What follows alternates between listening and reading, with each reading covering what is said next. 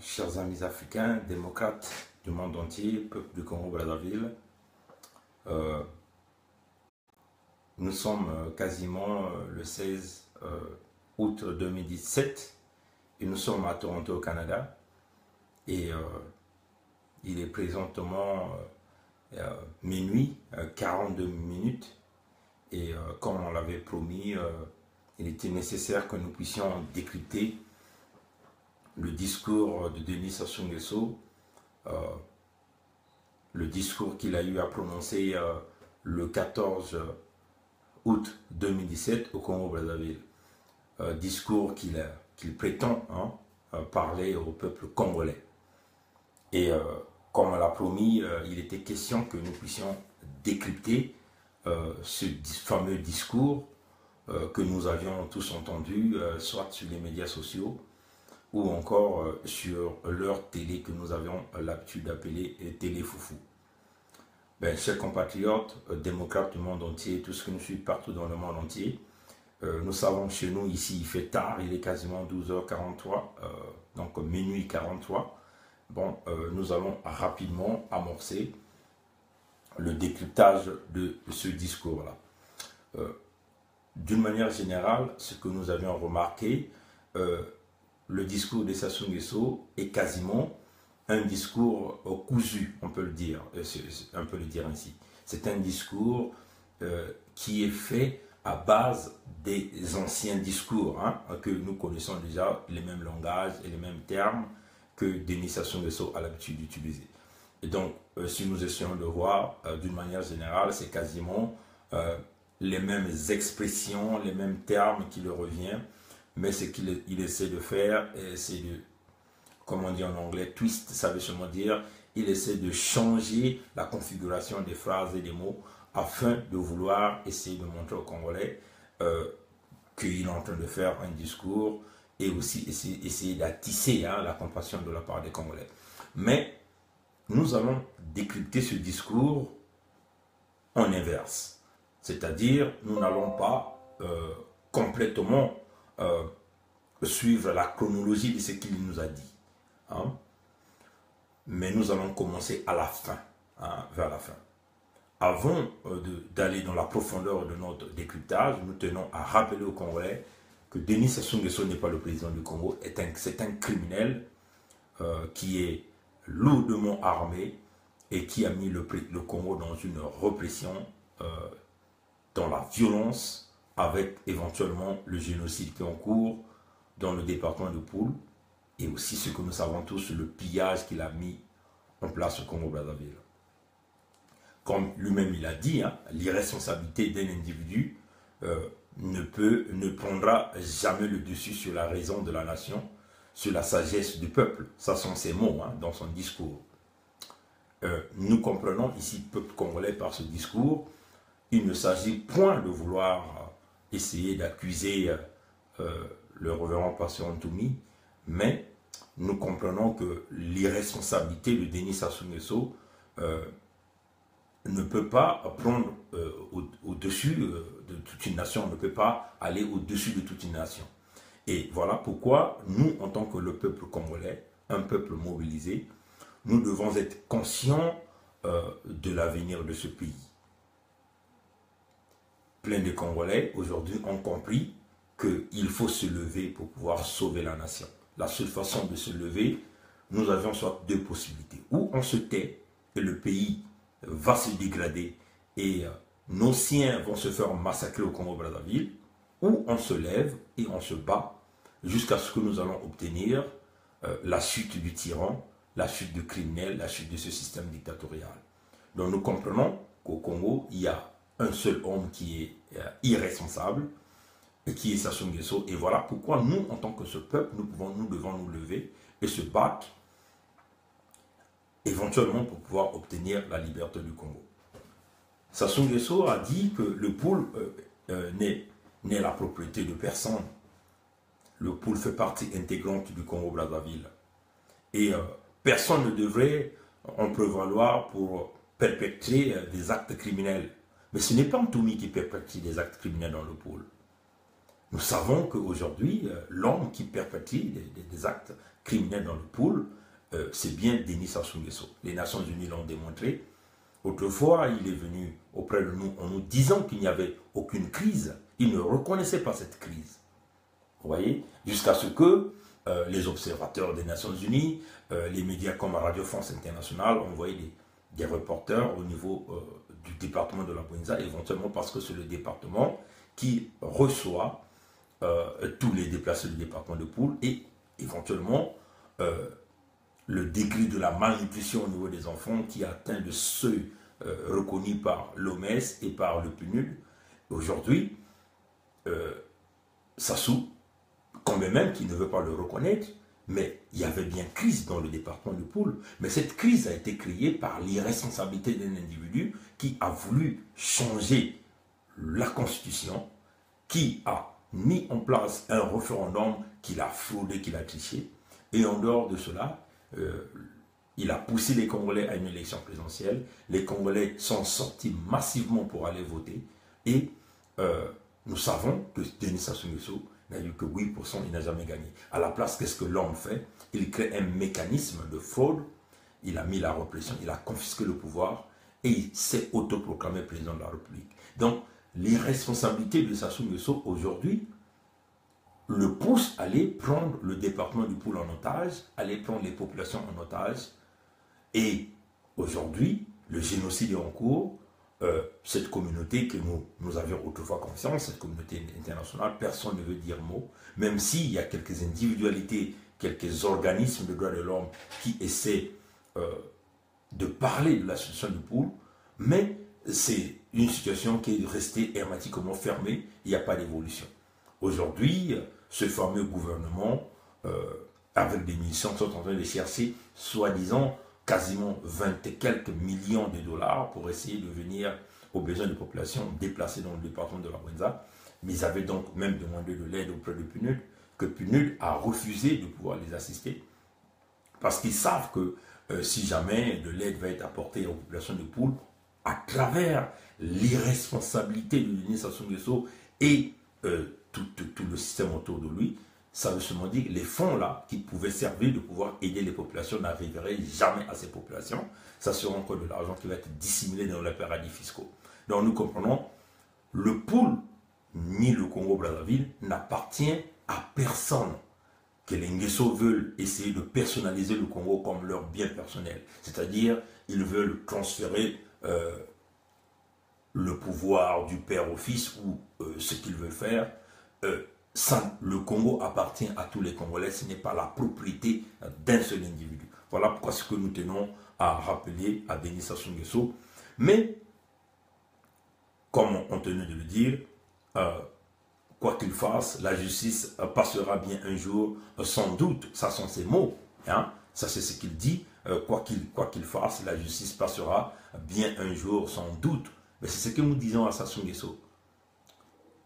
Il va beau chercher à créer tous les mécanismes de destruction, de déstabiliser ce peuple. Mais il doit savoir que la justice finira toujours par rattraper tous ceux qui ont commis des crimes. Sassou Nguesso est en train de commettre des crimes. Il doit savoir que le temps de la justice arrivera dans ce pays. Hein? Le temps de la justice finira par arriver. Mais qu'il ne pense pas que dans son discours, quand il dit quoi qu'il en fasse, la justice passera bien un jour, sans doute, il fait allusion ici au pasteur Ntoumi. Mais le grand criminel que le Congo n'a jamais connu, nous savons ici, c'est Denis Sassou Nguesso. Donc, qu'il s'agit des crimes du sang ou des crimes économiques, nous savons que l'homme qui brise, qui détruit le Congo-Brazzaville demeure Denis Sassou Nguesso. Et nous savons que, tôt ou tard, la justice finira par arriver. Chers compatriotes, dans son discours, comme nous venons de voir, Denis Sassou Nguesso continue de nous faire distraire. Encore une chose que j'aimerais ajouter ici, il dit la nuit ne dure jamais éternellement, le soleil finit toujours par se lever. Mais Sassou Nguesso, quand il dit ces termes-là, est-ce qu'il est vraiment logique? Est-ce qu'il réfléchit dans son cerveau? Hein? Il le sait, là où il est là. Déjà, en prononçant ces expressions, il le sait que la nuit ne va pas continuer à durer. Le soleil finira toujours par apparaître. Le soleil au niveau du Congo, c'est cette jeunesse-là qui est déjà là debout. Hein. Nous représentons ce soleil-là qui commence à briller sur le Congo. Autrefois, nous avions eu nos aînés qui ont vendu leurs âmes par le goût de l'argent, le goût de la haine, le goût de la destruction, en complicité avec le système criminel Denis Sassou Nguesso. Maintenant, nous avions là ce soleil-là qui représente la jeunesse congolaise. Nous sommes debout pour pouvoir barrer la route à ce système qui nous divise. Autrefois, plein de jeunes du Nord faisaient confiance à Denis Sassou Nguesso, mais là, ils comprennent maintenant que ce ne sont pas leurs frères du Sud qui représentent leurs ennemis, ou ce ne sont pas leurs frères du Sud qui représentent le mal du Congo. Le mal du Congo, c'est bien Denis Sassou Nguesso. Et nous qui représentons ce soleil-là, nous, cette jeunesse congolaise, que ce soit les femmes congolaises, que ce soit les vieillards, que ce soit les vieux, tous ceux qui se sont levés, qui comprennent que le mal du Congo demeure Denis Sassou Nguesso. La gangrène et le cancer qui détruit le Congo-Brazzaville demeure Sassou Nguesso. Tous ceux-là sont debout aujourd'hui, sont en train de lutter par les voies et moyens pour chercher à déstabiliser le système criminel et dictatorial au niveau du Congo-Brazzaville.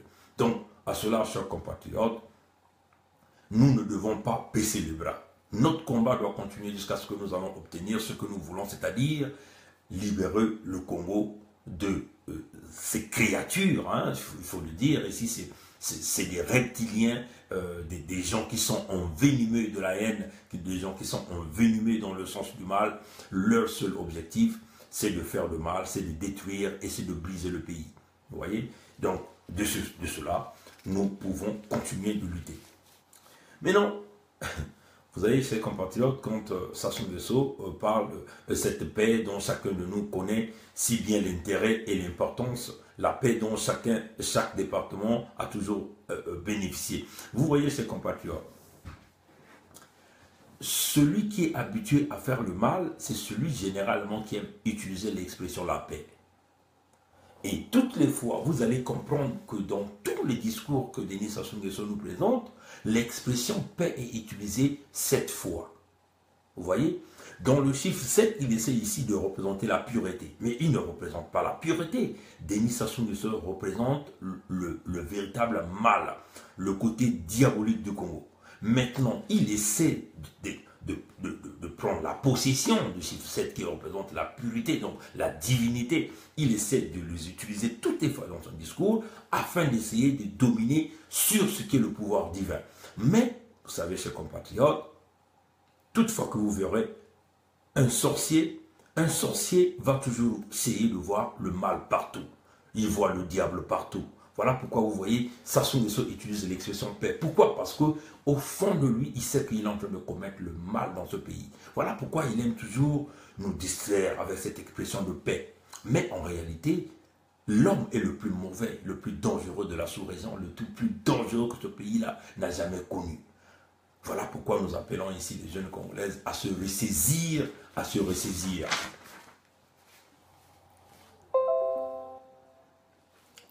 Dans l'expression, nous voyons encore Denis Sassou Nguesso dans son expression, dans son allocution, il valorise tout ce qui est l'armée. Hein, il valorise le drapeau, il parle de valoriser le drapeau, il parle de célébrer l'indépendance et aussi de célébrer le drapeau. Et il salue solennellement les forces, la force publique congolaise, parce qu'il dit que ceux-là, ils sont en train de protéger son pouvoir, ceux-là, ils sont en train de se sacrifier au profit de leur vie. Ce qui est normal, parce que nous savons tous qu'une dictature est bâtie sur une force militaire. Une dictature, pour survivre, est obligée de payer la rébellion, de payer les forces du mal. Vous voyez, chers compatriotes, Sassou ne survit que grâce à cette armée cette armée tribale que nous avions l'habitude de dire, cette armée bâtie sur l'ethnie, cette armée bâtie sur la haine, bâtie dans la destruction, vous voyez. Donc il est bien obligé de pouvoir essayer d'attirer la compassion de tous ces jeunes ressortissants mochis qui sont derrière lui. ou encore de tirer la compassion de tous ces militaires congolais, policiers, gendarmes qui sont derrière lui pour protéger le pouvoir. Mais seulement ce qui est très bête hein, dans cette armée, c'est que tous ceux-là qui sont derrière Sassou, certainement ils reçoivent un gain, c'est-à-dire du bien matériel qui est de l'argent. Mais en réalité, c'est des miettes qu'ils reçoivent, puisque le grand butin est gardé, et le grand butin est conservé par la famille de ce criminel et de ce dictateur. Donc, pour essayer de survivre ou de protéger le pouvoir, il est obligé de leur donner des miettes. Et ces gens-là trouvent qu'ils reçoivent du bonheur dans cette vie en commettant des actes qui ne sont pas logiques dans ce pays. Et voilà pourquoi vous voyez, Sassou il va toujours glorifier cette armée parce qu'il doit toujours chercher à conserver la conscience de tous ces jeunes Mossi qui pensent que Sassou est un dieu. Mais on veut aussi faire passer le message à ces jeunes militaires Mossi, l'armée de l'ethnie Mossi, de l'armée du tribal Mossi, que vous le savez, Sassou est un homme. Sassou va passer. Et quand Sassou va passer, qu'est-ce qui va se passer dans votre vie? Vous voyez, chers compatriotes, vous devez vous rappeler que le mal que vous êtes en train de faire, c'est la loi du karma, qu'on n'en veuille pas. Hein. Tout ce que nous faisons nous revient. Sassou, aujourd'hui, il travaille pour la lignée de sa famille, pour la protection de sa famille. Mais il ne travaille pas pour toi, le jeune qui va combattre, qui va détruire les autres pour le pôle. Toi qui vas détruire tes frères dans le département du pôle, tu es en train de mettre ta vie en péril. Et tu auras certainement des enfants, tu auras certainement une femme, mais tu ne sais pas qu'est-ce qui arriverait à tes enfants. Vous voyez, chers compatriotes. Voilà pourquoi Sassou essaie de vous prendre en captivité. Hein? Il vous donne des petits miettes, il vous encourage, il vous dit qu'il vous soutient et vous êtes derrière lui. Mais nous savons tous que l'armée congolaise est une armée tribale, une armée bâtie sur l'ethnie, bâtie non pas pour protéger la nation, mais pour protéger une famille, pour protéger un homme. Voilà pourquoi dans notre plan, nous avons dit, nous allons abolir l'armée congolaise. Tous les généraux qui sont dans cette armée seront virés automatiquement. Il n'y aura même pas quelques minutes à perdre. Cette armée, elle va être détruite. L'armée congolaise sera maintenant une armée basée sur des élites. Un recrutement sera fait. Il faut reformer complètement l'armée congolaise. Donner le sens républicain. Pas le sens républicain que Denis Sassou Nguesso venait de prononcer dans son allocution, mais le véritable sens républicain qui va donc essayer de faire retrouver tout le pays, tout le département dans cette armée. Et cette armée, elle va être décentralisée pour éviter des affinités ethniques, pour éviter qu'un seul homme ou un groupe des individus puisse continuer de dominer cette armée. C'est une armée qui va être reformée, recentralisée, et puis aussi décentralisée afin de pouvoir donner le côté républicain à cette armée.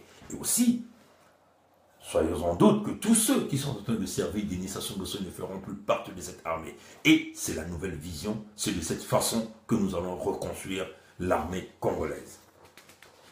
Bon, maintenant, quand nous essayons de voir, Sassou dit, il dit que, voilà, il dit, chers compatriotes, notre pays ne sait pas s'arrêter, il continue d'avancer, il continue de vivre. De preuve, la démocratie poursuit son entreprise au Congo, sans acte, avec assurance et confiance. Il parle des élections législatives. Mais nous nous posons la question, mais chers compatriotes, est-ce que cet homme est normal quand il dit ce genre de choses? Est-ce que cet homme a un cerveau assis? Est-ce qu'il a encore cette vision-là de pouvoir regarder la grande photo, la grande carte de la République du Congo? Il dit que le Congo continue d'avancer. Oui, il est en train d'avancer avec son plan diabolique de destruction. Ça, on peut le reconnaître parce qu'il a mis en force, il a mis en place un mécanisme de force et de destruction. Mais dire que le pays est en train d'avancer démocratiquement, alors là, c'est vraiment des dommages. Je vais vous donner des statistiques. Nous sommes rentrés dans le site de l'Université de Sherbrooke et ce site nous a donné quelques statistiques. du point de vue de la démocratie, dans une échelle allant de 1 à 10, 1 étant les pays les plus démocratiques et 10 étant les pays où il n'y a quasiment pas de démocratie, le Congo est positionné en 7e rang, quasiment 8e rang. Ça, ce ne sont pas de moi, ce sont des statistiques qui viennent de l'Institut politique de l'Université de Sherbrooke. Donc, quand Denis Sassou Nguesso nous parle que, du point de vue démocratie, le Congo poursuit son entreprise, que les élections se déroulent s'organisent en toute régularité, alors il parle même des élections législatives, qu'il n'y a jamais eu de contestation des candidats. Mais c'est quand même dommage. Nous avons vu le candidat de Wenze, celui qui était soi-disant, qui voulait se présenter de Wenze, il venait donc de démissionner. Donc pourquoi? Nous avions vu pendant l'organisation de ces élections les tas de fraudes que ce système a mis en place pour pouvoir essayer de maintenir les candidats affiliés au Parti communiste du travail et les partis périphériques. Alors, nous nous posons la question de quelle démocratie Sassou parle-t-il? Aujourd'hui, quasiment tous les vrais opposants sont en prison, les droits sont bafoués, les libertés sont bafouées. Aujourd'hui, les jeunes au niveau du Congo ne peuvent pas s'exprimer. Vous s'exprimez, vous devenez mauvais, vous êtes tout de suite envoyé dans les geôles. Alors, nous nous posons la question de quelle démocratie, de quelle liberté Sassou Nguesso est en train de parler. Donc nous comprenons que cet homme n'est pas dans les mêmes parallèles avec nous. Nous ne sommes plus dans le même monde avec ce monsieur. Parce que ce monsieur n'a qu'une seule vision. Se quatronner au pouvoir, mourir au pouvoir ou léguer le pouvoir à ses parents. Il n'a aucune vision pour le Congo-Brazzaville. Mais non, ce qui est quand même intéressant, il reconnaît la crise. Il reconnaît la crise, mais il nie la faillite du Congo. Il nie que le Congo n'est pas en banqueroute, mais c'est bien, nous sommes bien en banqueroute là.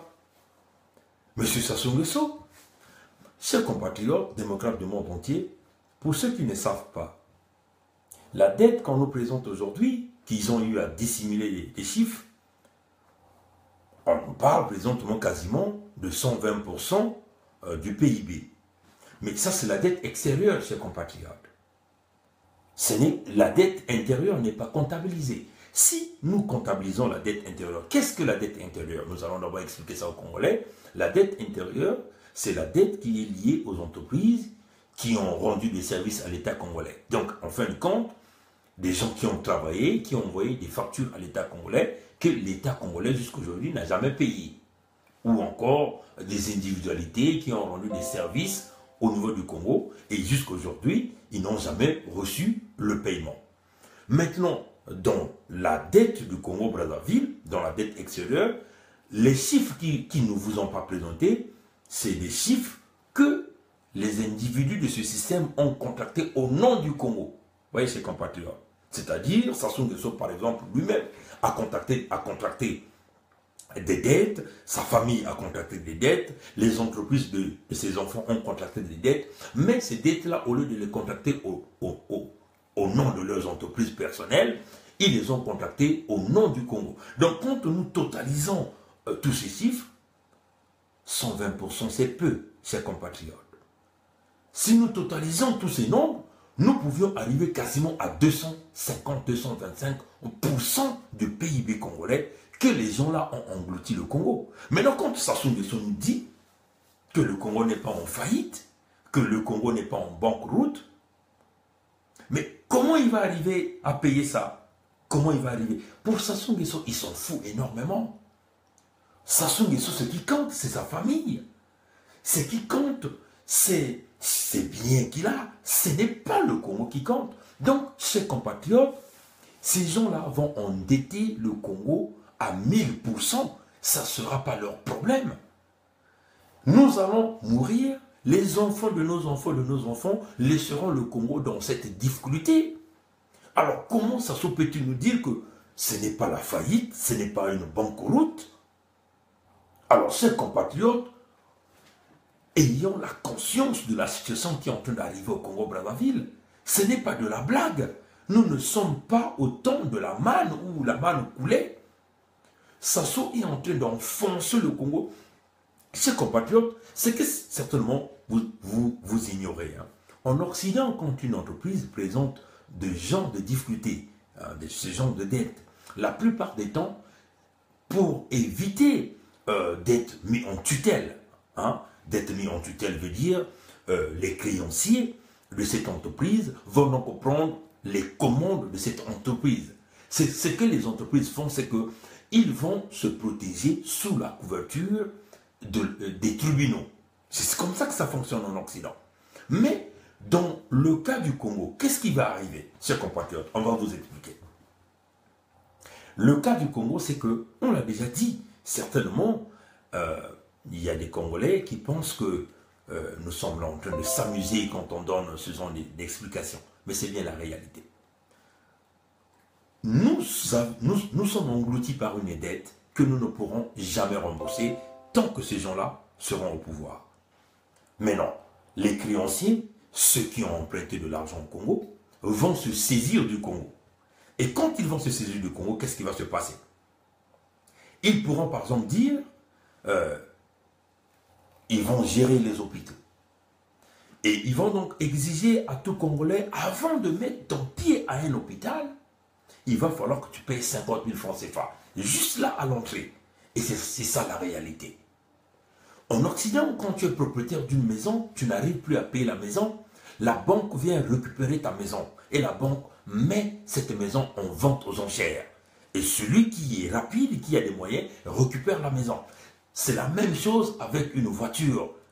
Si nous essayons d'expliquer cette situation du Congo en termes plus légers, pour que le Congolais moyen essaie de comprendre le message que nous sommes en train de faire passer. Donc, ils peuvent par exemple dire, aujourd'hui, Total et Eni sont en train d'exploiter, puisque le Congo est en situation chaotique, le Congo se met en tutelle pour le Congo donc est pris en otage par ses créanciers. Ils vont donc dire le pétrole du Congo désormais va appartenir à tel, va nous appartenir. Ils vont dire désormais les mines du Congo vont nous appartenir.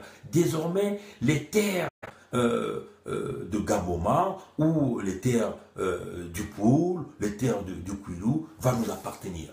C'est cela. Nous allons vers cette trajectoire-là. Nous allons vers cette direction-là, chers compatriotes. Voilà pourquoi nous sommes en train de vous le dire. Sassou a l'habitude de mentir. Vous savez, ils ont même menti le Fonds monétaire international en dissimulant la dette du Congo. Ils ont dit 70%. Mais le FMI a fait quelques calculs, ils se sont rendus compte qu'ils ont énormément dépassé les 77%. Vous voyez, ces compatriotes. C'est de la même façon, il vient vous mentir en vous disant, ce n'est pas la faillite, ce n'est pas banqueroute, que nous allons s'en sortir. Mais comment allez-vous s'en sortir? Même quand il dit, il va se mettre en place un gouvernement. Mais, chers compatriotes,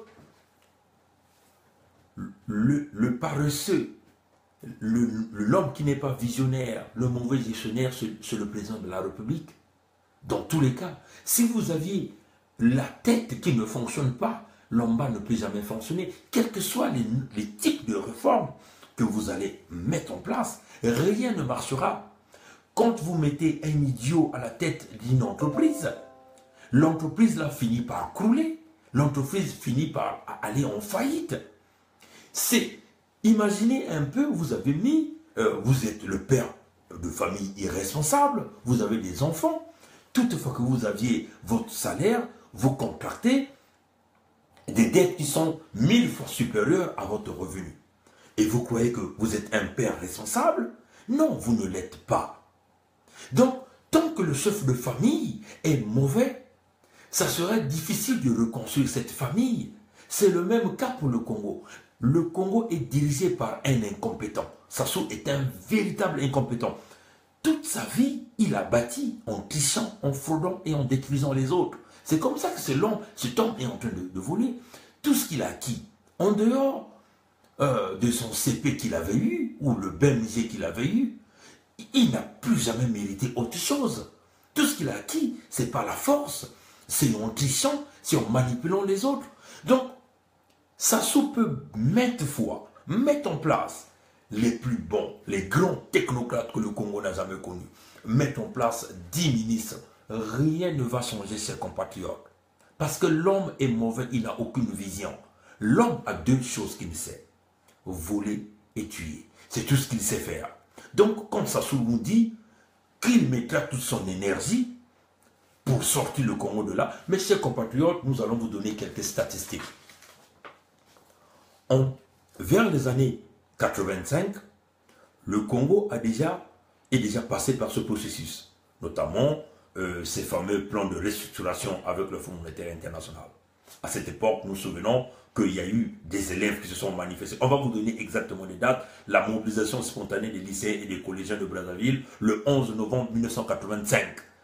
Allez-y vérifier ces dates, nous vous donnons ces statistiques. Vous vous rendrez compte que les lycéens se sont manifestés au niveau de Brazzaville parce qu'il y avait eu cette affaire de restructuration où, à cette époque, nous savons qu'à cette époque, il y avait encore des internats qui fonctionnaient et il y avait plus des internats qui fonctionnaient. Les gens en avaient marre. Quand les gens criaient Mbongwe, Mbongo, Mbongue Bima, ça c'était au temps de Sassou. C'est toujours Sassou qui était là au pouvoir. Nous allons encore vous donner quelques statistiques. Nous nous souvenons des plans de restructuration du Fonds monétaire international. Alors, qu'est-ce qui s'était arrivé pendant cette période? Il y a eu des manigances au niveau du Parti congolais de travail. Ils ont donc mis en place une comité de crise pour essayer de donner le plaisir au Fonds monétaire international.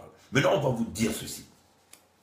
Généralement, quand il y a un plan de restructuration avec le Fonds monétaire international, il y a plusieurs choses qui se font. Il y a premièrement, réduction des dépenses publiques. Ça a été fait en 1990. Et ce programme était accompagné avec l'abaissement de l'âge à la retraite. Nous nous souvenons qu'on envoyait maintenant des Congolais à la retraite anticipée. Pourquoi? Parce qu'ils voulaient diminuer le train public de l'État. Encore, il y a eu plusieurs mécanismes. Et à cela, qu'est-ce que nous avons vu avec le nouveau, ce plan de restructuration avec le Fonds monétaire international? En avril 1990, 777 employés de la sucrerie du Congo avaient été limogés. Ça faisait partie du plan. Nous vous donnons encore des statistiques. En mai 1990, les employés de l'Office congolais de l'entretien routier, qu'on appelait OCR, 1300 avaient été licenciés pendant cette période. Et nous nous souvenons encore, avec la réduction des employés de l'État congolais, on avait parlé de 10 000 employés qui devaient être licenciés. Mais encore, à cette époque, on avait quand même un certain nombre de Congolais qui étaient encore des parlementaires, qui ont pris la conscience, qui ont dit que ça ne pouvait pas se faire. Mais en fin de compte, ils avaient obtenu. Mais non, qu'est-ce qui avait été observé? Le panier de la ménagère congolaise a énormément souffert. Le taux de malnutrition des enfants de moins de 5 ans avait énormément dépassé les seuils reconnus par le PNUD et l'OMS. Maintenant, on va continuer à vous donner ces statistiques, comme ça vous allez commencer à comprendre ce qui se passe au Congo. Donc, le plan de restructuration du Fonds monétaire international a entraîné quoi? La fermeture ou la privatisation de toutes ces entreprises que vous connaissez, l'ONPT, l'OCC, l'OCV, toutes ces entreprises aujourd'hui n'existent pas. Aujourd'hui, l'économie du Congo que Sassou vous avait promis de diversifier depuis les années 80 en parlant de l'autosuffisance alimentaire, il a reçu beaucoup de fonds, beaucoup d'argent au niveau du Fonds monétaire international avec ce fameux plan de restructuration. Qu'est-ce qui était arrivé? Rien. Sassou, encore, a eu d'énormes revenus ses compatriotes. Si vous nous souvenons, entre les années 2005 et quasiment 2014, ils nous ont inventé avec des excès budgétaires. Chaque année, ils avaient eu des excédents budgétaires que le gouvernement du Congo a eu. Ils ont même, à cette époque, on se souvient, ils ont eu à placer 14 milliards de francs CFA à la BEAC plus la Banque de Chine. Mais en moins de 6 mois, tous ces fonds-là ont disparu. Chers compatriotes, ils vous ont promis l'émergence jusqu'en 2025. Ils se sont lancés dans des programmes soi-disant de municipalisation accélérée, des constructions, mais en réalité, ce n'était pas des constructions avec des fonds ressortissants du trésor congolais, c'était juste des dettes. Mais non, tout l'argent qu'ils ont obtenu de pétrole, ça se retrouve où? Tout un chacun de ce système a créé des banques personnelles chez eux. Nous avons déjà vu quasiment plusieurs dignitaires de ce régime emmener de l'argent dans des gros sacs, aller donner à leurs petites copines. L'argent du Congo est dissimulé dans des Panama Papers. Et ça, ce n'est pas encore Bernard Pongui qui les vend. Les Panama Papers ont cité plusieurs noms qui sont là. Vous voyez, les Ondongo, on retrouve des millions d'euros dans leur maison. Les filles de Sassou, on retrouve des millions d'euros dans leur maison. Les Ondongo, les Joseph Bouya, ainsi de suite. Les Henri Nzombo qui ont vendu la forêt congolaise, ses compatriotes. Alors, vous comprenez que quelles que soient les modalités du prêt que le Fonds monétaire international donnera à ces gens-là, rien ne va se faire au Congo-Brazzaville. Parce que ces gens-là, ils broutent de l'argent comme de l'herbe. Ils croquent l'argent comme les arachides. Ces gens-là, c'est des véritables voleurs. Ils ont basé tout le système sur le pillage, la destruction, la haine. Nous avons vu tous les investissements qu'ils ont fait au Congo. Ils ont parlé des zones économiques spéciales, la zone de Maluku, qui n'a jamais rapporté de l'emploi aux Congolais, qui nous disent combien d'employés sont en train de travailler. Ils sont allés encore en grande pompe parler des zones économiques spéciales au niveau de Luango. Mais ces gens-là vont rapporter quoi au peuple congolais? Chers compatriotes, ils ont fait des investissements. Le port de Oyo, qui ne censait pas être là, nous avons déjà décrypté là-dessus. Le port de Oyo n'a qu'un seul objectif, assurer la réception des munitions de guerre et des armes de guerre afin de les transférer vers les pays voisins, notamment essayer de déstabiliser la République centrafricaine. Éventuellement, le Tchad peut aussi rentrer dans la ligne de mire de Denis Sassou Nguesso, la République démocratique de Congo, ainsi de suite. Vous voyez, ces compatriotes, le plan de Denis Sassou Nguesso, nous avions vu le port de Oyo, nous avons vu l'aéroport de Olombo, nous avons vu l'hôpital général soi-disant de Oyo, nous avions vu aussi cet hôtel quasiment de 5 étoiles qu'ils ont construit. Chers compatriotes, on vous donne tous ces exemples pour vous démontrer que si aujourd'hui le Fonds monétaire international donnait de l'argent à Denis Sassou Nguesso, ça sera encore tourné en rond parce qu'on ne peut pas donner de l'argent aux mêmes gens qui sont en train de briser le Congo, qui sont en train de briser des gens qui sont des mauvais gestionnaires. Voilà pourquoi nous disons, Sassou n'est plus bon pour le Congo, il faut trouver bien un moyen de le dégager de ce pouvoir-là. Mais non, dans son discours, Sassou vous dit, aucun pays n'est parvenu au développement en se détournant de ses valeurs. Donc, Sassou Nguesso cite un certain nombre de valeurs. Éventuellement, Sassou Nguesso, toujours dans son plan de manigance, il essaie d'emmener des Congolais pour essayer d'expliquer aux Congolais que c'est un travailleur, un innovateur. Il va donc amener de la compétitivité, de la rationalité, ainsi de suite. Chers compatriotes, ce que vous ne savez pas, dans les accords que Sassou Nguesso va avoir avec le Fonds monétaire international, la plupart des temps, ce sont les ouvriers et les manœuvres qui subissent le coup. Nous avions tous vu comment Sassou Nguesso est venu intimider les travailleurs congolais en parlant des grèves sauvages. Nous ne pouvons expliquer que les grèves ne peuvent pas être sauvages du moment où les employés réclament leurs droits. Chers compatriotes, la grève est régie par le Code du travail au niveau du Congo-Brazzaville. Ce qui est curieux, que toutes les fois que les employés ou encore des structures comme par exemple les étudiants ou les compagnies privées, les employés de compagnies privées vont en grève, vous avez toujours le système de répression dictatoriale de Sassou Nguesso qui rentre en ligne de mire pour pouvoir dissuader les employés. Prenons par exemple le cas de la grève des étudiants. Nous avons tous entendu le général Ndengue menacer un syndicat étudiant, menacé de mort, menacé de disparition. Et pourtant, la grève est régie par le Code du travail.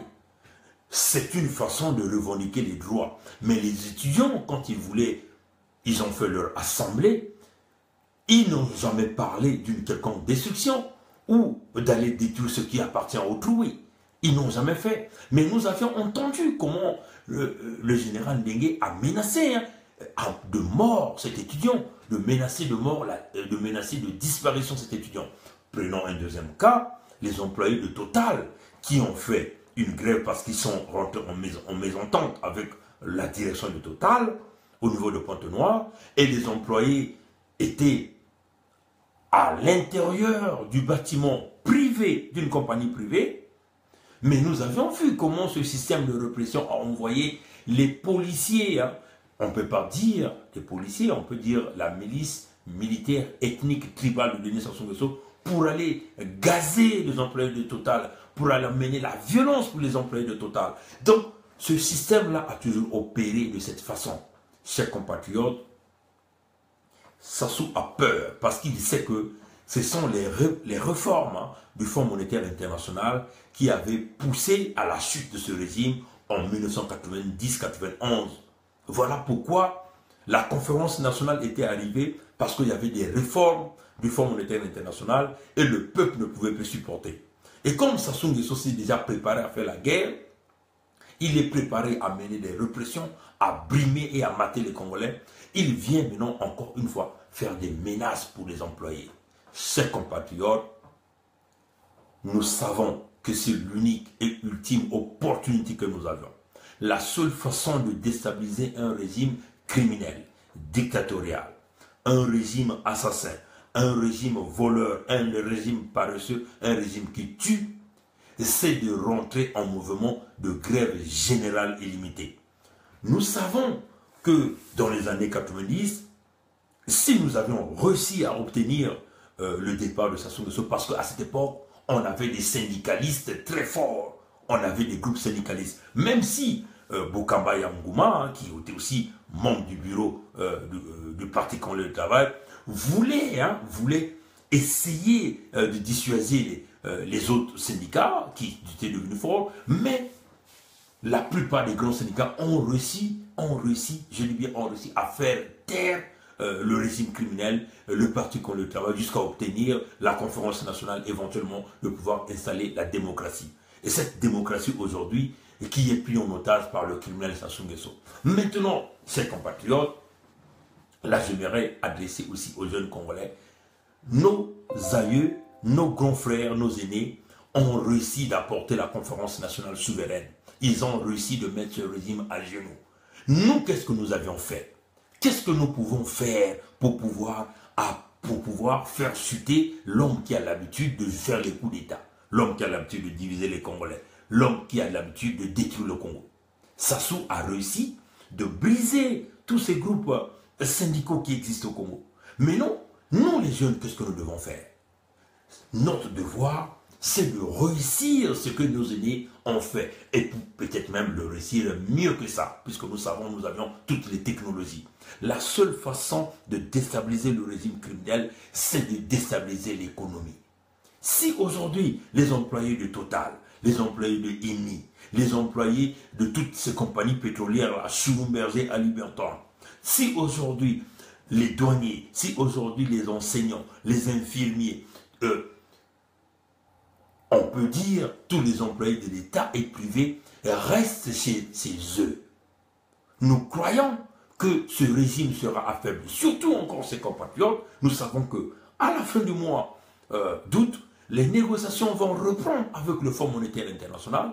Ça sera encore une opportunité pour nous, pour que quand le Fonds monétaire international va essayer de venir, essayer de négocier, se rendre compte que la grogne est rentrée dans une phase aiguë. Et quand cette grogne est rentrée dans une phase aiguë, et que tout un chacun de vous reste chez vous, reste à la maison, en ce moment-là, le Fonds monétaire international n'aura pas de choix, c'est de dire non, nous ne pouvons pas vous donner un prêt aux mêmes gens qui ont manipulé, aux mêmes gens qui ont triché. Chers compatriotes, ce qui est encore à rappeler, nous savons que en tant que citoyen ordinaire, en tant qu'individu ordinaire, si déjà une banque découvre que vous avez présenté de la documentation frauduleuse, ou vous avez présenté des pièces à conviction qui va à l'encontre des principes d'une banque, automatiquement vous êtes disqualifié. Nous savons que Denis Sassou Nguesso a présenté de la documentation frauduleuse au niveau du Fonds monétaire international. Mais non, sur quelle base le Fonds monétaire international peut dire, bon écoutez, bon, on vous fait l'amnistie.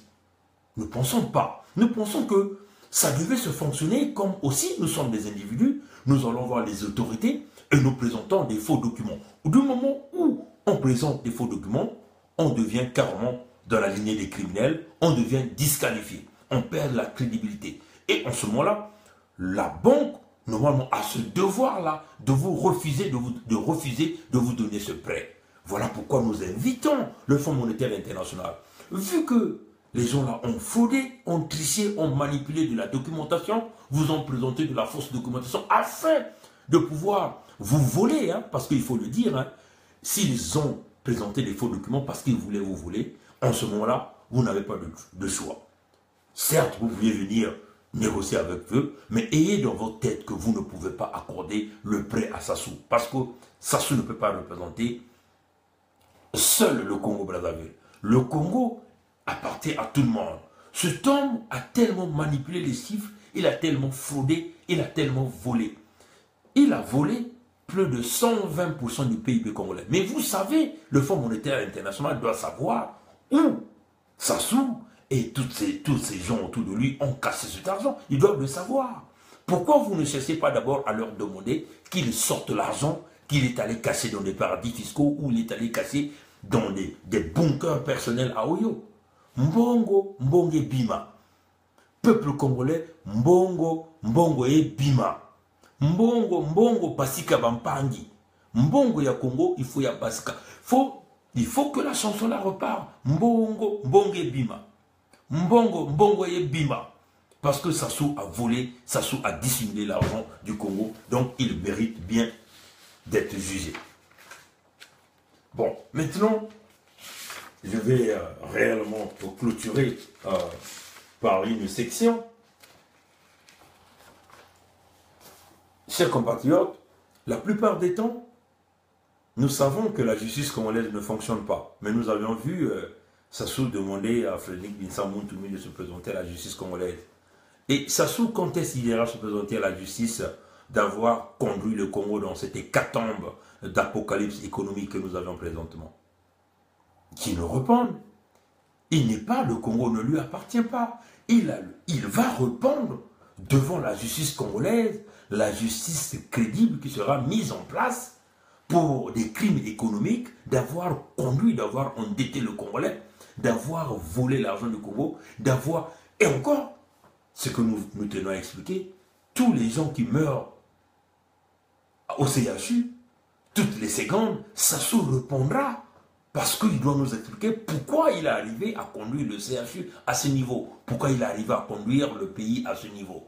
Ses compatriotes, démocrates du monde entier, il était nécessaire pour nous de pouvoir expliquer réellement ce qui se passe au Congo, et nous pensons que le pays va dans une mauvaise direction. Mais non, pour clôturer, nous allons vous présenter un petit quelque chose, juste parce que nous aimerons, et la plupart du temps, vous parler avec preuve. Et je vais donc essayer de tourner la caméra pour vous expliquer la situation de l'Afrique centrale en général. Ces compatriotes, ce que vous voyez ici, d'une manière générale, c'est la carte de l'Afrique centrale. Nous essayons de voir le taux de croissance de l'Afrique centrale. Si nous essayons de voir en 2016, l'Afrique centrale ne présente que 1% de croissance. Par contre, je vais donc rapprocher la caméra, par contre, en 2015, si nous voyons ici, excusez-moi, si nous voyons ici, en 2014, ça représentait une croissance de 5%. Et nous essayons de voir le déficit des comptes courants. Nous sommes à 6,7%. Ça, c'est les comptes au niveau de l'Afrique centrale. Mais non, ce qui est très intéressant, ce sont les réserves des fonds d'Afrique centrale. Si nous essayons de voir ce tableau-ci, présentement, nous présentons les réserves de 5,5 et de 5,9 milliards de dollars. Mais par contre, en 2014, on avait 15 milliards de dollars. En août 2014, on avait 15 milliards de dollars de réserves. Mais ceci est dû à quoi? À cause de ce pays. Ce pays-là. Pays producteur du pétrole. Tous les fonds que nous avons obtenus, dont notamment le Congo-Brazzaville, tous les fonds que nous avons obtenus, placés à la BEAC, la Banque économique de l'Afrique centrale, et quelques banques en Chine, tous les fonds ont disparu. Les fonds que Denis Sassou Nguesso nous parlait, des fonds de génération future, éventuellement tout a disparu. C'est là l'hécatombe de l'apocalypse économique. Maintenant, nous allons vous présenter un livre qui est très important pour tous les Congolais. Chers compatriotes, allez-y lire ce livre. Très intéressant, vous voulez comprendre ce qui se passe au Congo. La guerre civile au Congo-Brazzaville de 1993 à 2000. Vous comprendrez, c'est Patrice Yengo qui l'a écrit, les éditions Katala. Allez-y lire ça, chers compatriotes. Allez-y chercher ce livre, achetez-le, ça coûte pas cher. Très intéressant ce livre. J'ai passé du temps pour lire ce livre. Maintenant, je vais vous montrer un petit tableau ici, qui est très intéressant. Et je crois que certainement ça va vous plaire. Ah, excusez-moi, une petite erreur. Un instant, voilà. Chers compatriotes, ce tableau, je l'ai obtenu sur le livre que je venais de vous montrer. Estimation de fortune en milliards de dignitaires selon les traces diffusées avant la conférence nationale souveraine. Et ça, ce sont les dissimulations de la fortune, hein, de l'argent que ces gens-là ont volé. Ce tableau ne vient pas de moi, ça vient du livre de M. Yengo que je venais vous présenter. Si vous voyez, le premier nom représente Denis Sassou Nguesso. Ça, c'était avant la conférence nationale. Ici, là, vous avez... Ah, excusez-moi. Un instant, s'il vous plaît. Voilà. Excusez-moi, c'est juste une petite erreur que j'ai eu à commettre. Voilà. Donc, quand vous le voyez ici, Denis Sassou Nguesso, à cette époque, avant la conférence nationale, il avait 29 milliards en France. Vous le voyez ici en France. En Suisse, 29 milliards dissimulés. Au Brésil, 1735 milliards. En République sud-africaine, 8 milliards. Au Zaïre, il avait 0 milliard. En Angola, il avait 16 milliards de dollars, je dis bien. Et ici, au Gabon, il avait 4 milliards. En Irak, il avait 28 milliards. 28 milliards. Antoinette Sassou Nguesso, ça c'est Antoinette Sassou Nguesso, épouse du chef de l'État. En France, il avait 9 milliards. En Suisse, 16 milliards. Au Zaïre, dans la République démocratique du Congo, elle avait 27 milliards. À Dada, en France, il avait 200 milliards de dollars.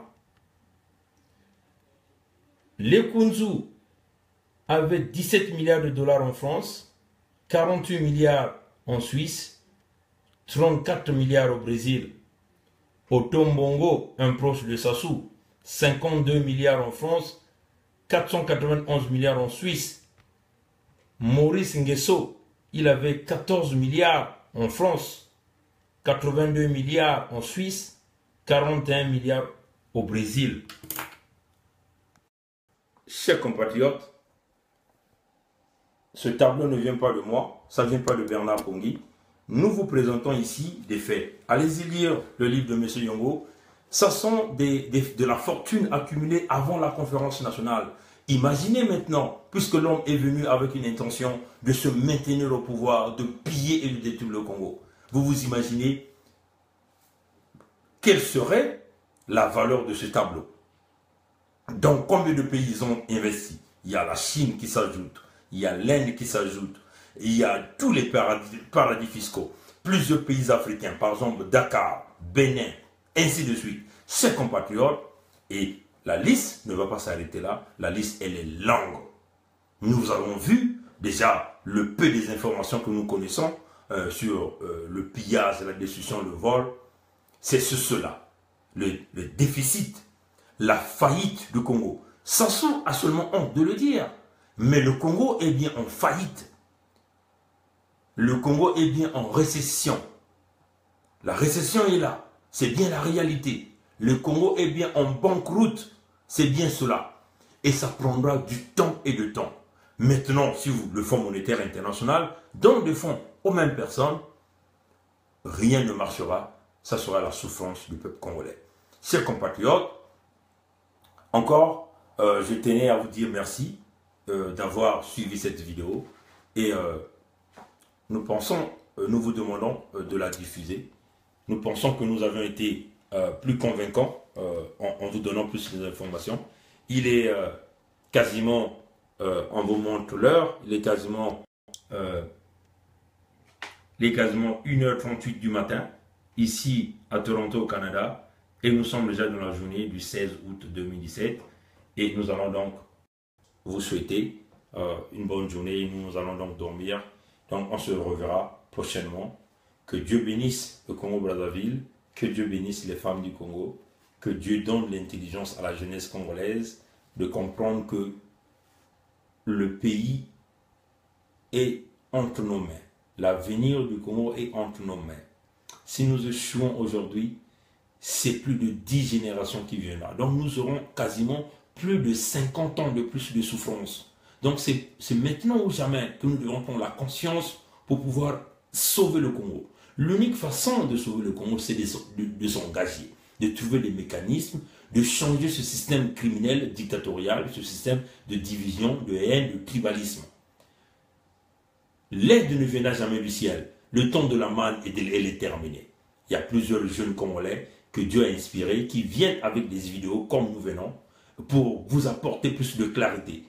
Essayez de suivre et que nous pensons que si tous on a la détermination, la motivation, si tous nous sommes unis, nous arriverons à faire couler l'éléphant. Encore que Dieu nous bénisse tous. À plus tard. Au revoir.